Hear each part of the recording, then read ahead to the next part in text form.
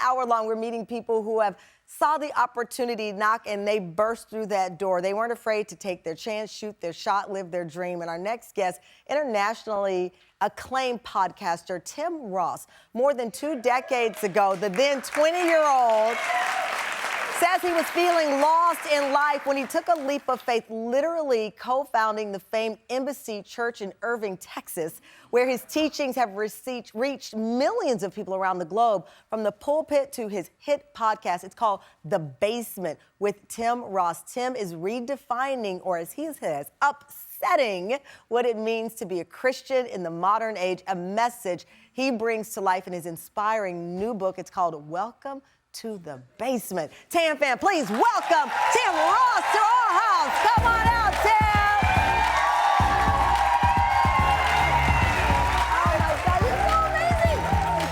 Thank you. I'm happy for you. Oh my God. Thank you. Hey y'all. Oh my God. I feel like now the show went from New Orleans to Texas. We're just a Southern show today. It is. I mean, every time I think about Welcome to the Basement and what that represents for all of us, it just, the mere words, because it resonates. It resonates for us. You talk about your life arc. You've been very open about the challenges early in life to where you are now. I still, how do you describe, it is biblical. Yeah. It is. Yeah, it is. So it's the principle that the kingdom is upside down. The way in is out. The way up is actually down. The way to get is actually to give, right? And the way to live is to actually die. Yeah. So if we keep that principle and we keep those tenets, life just becomes very, very easy. Yeah. It's simplified. It's simplified, but you and I know it's a journey. It is. Of the hills and valleys. Yep. And you've seen them in your own life trying to figure out, is my place within the confines of the walls of the church, or is it elevated in the podcast, which now reaches people around the world? Yeah, absolutely. And you made a bold decision. Yep. You made a bold decision that the modern way to get the message out was not necessarily being in the confines of the church. Yeah. So I pastored the church for 7 years. I love that church. Like, we adore that church. But when it's over, it's over. Wow. And there's so many people that are white-knuckling a season of life when they should be releasing it when they know that there's nothing left to give that season. And most times we usually white knuckle a season when we are too afraid to believe that God has something better for us. Wow. You describe your life and what it means to upside down and guide yourself to greatness. Actually, we have a clip of how you describe this in the book. Let's play it. We've been able to reach people with this platform that we never would have through my preaching.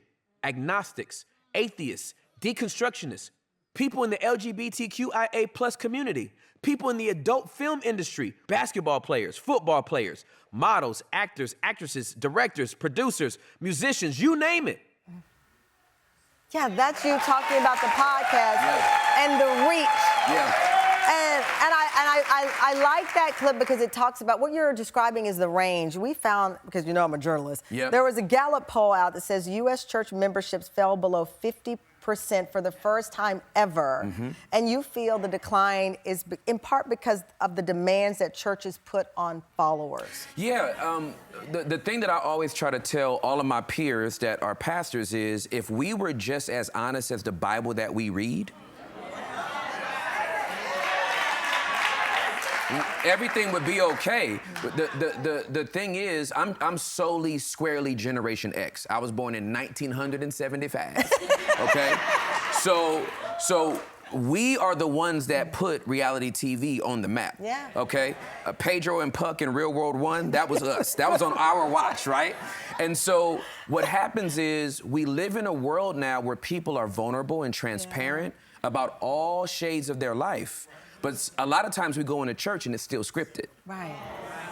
And so people are seeing this incongruence, and they're like, okay, we just read about Moses, who was a murderer, and Abraham, who was a liar, and David that had his homie killed and slept with his wife and had a baby by her. But you perfect? Yeah. That's not the truth. Yeah. And so once we can reconcile those two things, I think people will start to embrace the faith because they can see themselves in the actual story. Wow. I love it. I love it. You talk about being an upsetter. How do we implement that in our life? Being AKA making good trouble. Yeah, upsetter. absolutely. Well, first of all, I like to redeem. I'm a wordsmith, so I like to redeem words back to their definition. To upset literally means to turn over. Yeah. It doesn't mean to make mad, frustrate, piss somebody off. Right. It literally means to turn upside down.